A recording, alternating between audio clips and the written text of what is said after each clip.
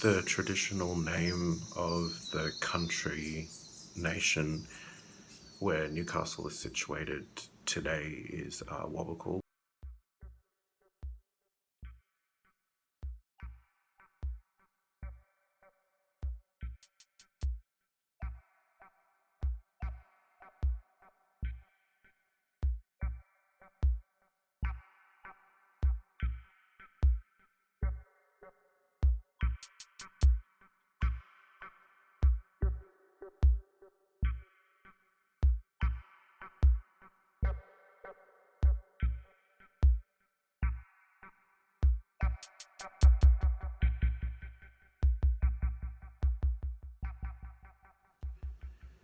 Like many other nations in Australia, I know that the culture here in Newcastle is still alive and thriving.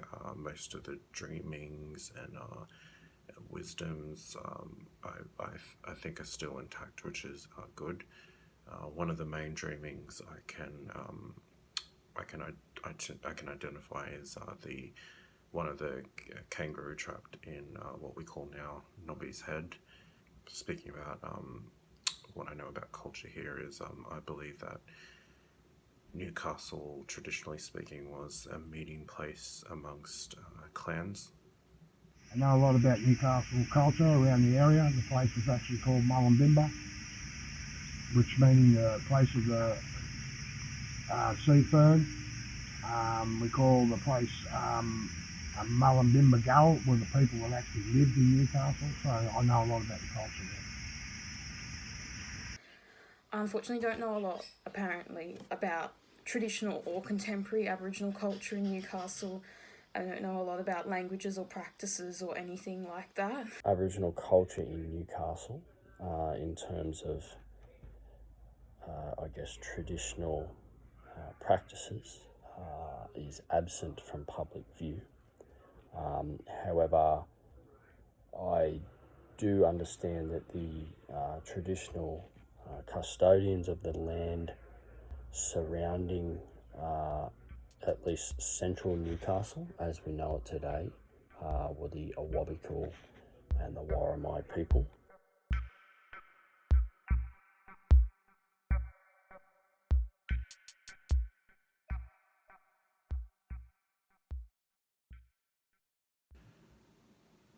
I can't confidently say where mob lived here in Newcastle traditionally, but I can assume that they may have lived near waterways.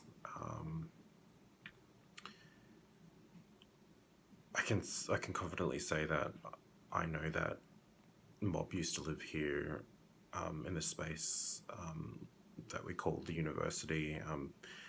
Before it was the university, I can confidently say that I know that mob lived here in the wetland areas. Well, traditionally most Aboriginal people lived around the estuaries, around the waterways. So where the waterways all ran is around the language groups. And in the side of the language groups we have Narras, my language group, which was called Biripai, Watamai, Glingai and Midagai. People talk about down around the language around Newcastle running down towards Lake Macquarie, towards the Central Coast. That language down there was called Midagai, not a Awabakal language. So in Awabakal are only part of the language group of the Katangan speaking people. Again, don't know a huge amount. I assume because we're coastal that perhaps in the past, pre-European colonisation, perhaps lived along the beaches to some extent, but yeah, don't know a lot. So what I know of local Aboriginal people, like everywhere else in Australia, pre-European contact, they lived a traditional hunter-gatherer lifestyle, which is fundamentally based around the notion of kinship and also totemism. Realistically, they lived off the land. Now, what do I know of the specifically the Awabakal people, if we're talking about central Newcastle or the Newcastle LGA? is that I believe that the Awabakal on European contact were predominantly situated around the Hunter River and what we now know as the Cottage Creek and Throsby Basin, because fundamentally, if you look at the geographic context of that area, it's almost like it was a food bowl.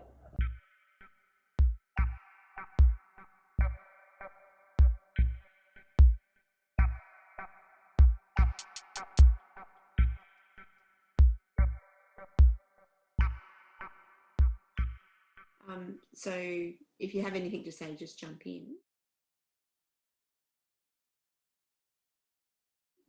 But I think normally when I speak about my weaving, it sort of needs to be put in the context of how I began weaving and why I began weaving. So it sort of, I guess, goes with our family history in that we'd always known, like my female side of my family, my matrilineal side, we'd always known we were Aboriginal, but we didn't know where we were from. And it wasn't until I had my son, and you have to start filling out all this paperwork and all this kind of stuff. And I was kind of a bit like, oh, it's something it was just one of those things where we thought we would never know. We just assumed that it was forgotten so long ago there'd be no way of knowing. And when my grandma passed away, I was given all her documents, and they just sat in a box in my wardrobe. And so it wasn't until I had my son and we were starting to go back through all of those things, and we were looking at some paperwork, and we knew the name of our I guess, and it's a terrible term to use, but of our full blood ancestor. We always knew her name, but we never knew where she was from. And so we just started, we were sort of looking at that. And my background is as a heritage architect. So I've always done a lot of research in archives and things like that. And so we had this name, and my grandma had done heaps of work and knew about her and had photos of family and all this kind of stuff. And there was also stories about visiting relatives and a whole heap of not so nice stories as well. And I just sort of it was just one night, and I was like, oh, I wonder if anyone's ever put that name in like a search on Trove and a few archives that I'm used to looking through. And all of a sudden I came up with a blanket list that had my great-great-great-grandma's name listed on Thelcrod's blanket list from Lake Macquarie, and as an Awabakal woman. And for us, it was all of a sudden like, of course, we've always lived in Newcastle. All my family's lived in Newcastle. We knew that she was Aboriginal. We knew that she married a convict, or not married, but had children with a convict who was a first. And we were almost dumbstruck. We were just like, how could we have spent all this time and not known? We've never lived anywhere else. We've got all these stories of being around the lake and family and all this kind of, and yet we'd never put a name to it. And so when that happened, I was really like, oh, I felt, I think, and my mum too, felt really, not foolish, but we were just like, I can't believe that we've lived in this place all our lives, have all these stories and connections, and yet we'd never accepted or put a name to it.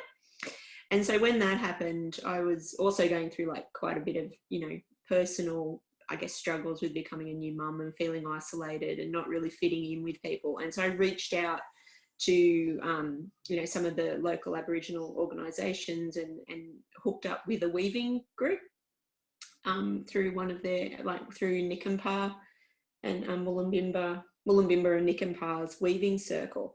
And so I just turned up to that and started weaving, and that was led by Cherie Johnson from Speaking in Colour. So I think that's somebody you really should reach out to, because she is such a great resource and a real leader in the cultural resurgence in this area.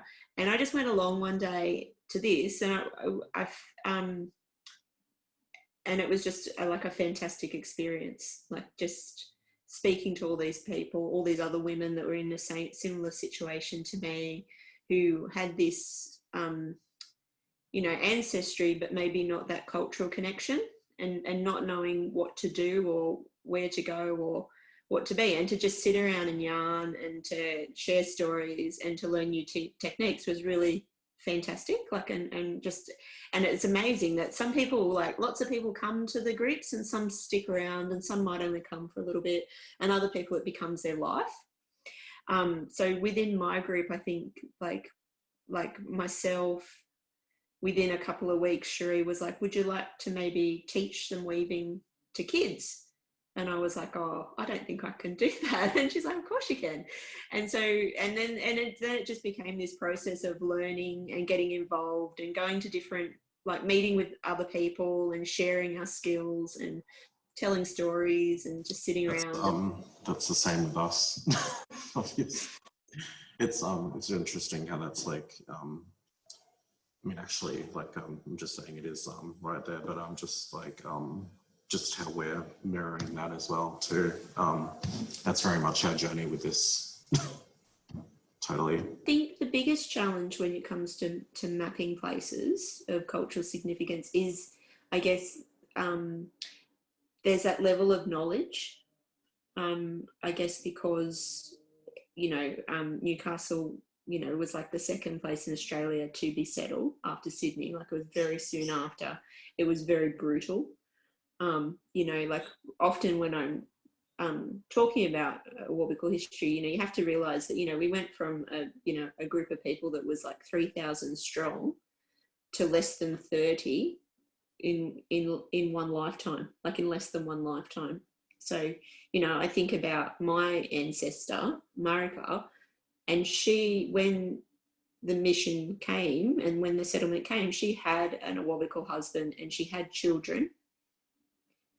And in less than her lifetime, because within a few years she'd had several children to convicts, her husband was dead. Who knows what happened to her children? Her daughter had the same fate, in that she then had children to another convict. And by the time the next census was made, there was 30 people who were identified as full-blood Aboriginal. And that's in less than 20 years. And so you think, how can that knowledge be retained? But it's there.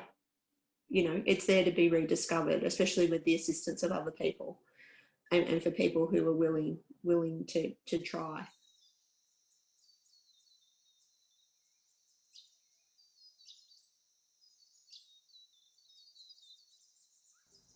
I've always thought that we keep culture alive just by being here, and as an artist who identifies as Indigenous, my indigeneity is always going to come through my art, and I wanted to take that a step further with Shelly's tracing. By that logic, I think her story and who she is always going to be intertwined with what she does, and so I was just bringing that out through the transference. Shelly's weavings, obviously they serve a function. They carry things. They're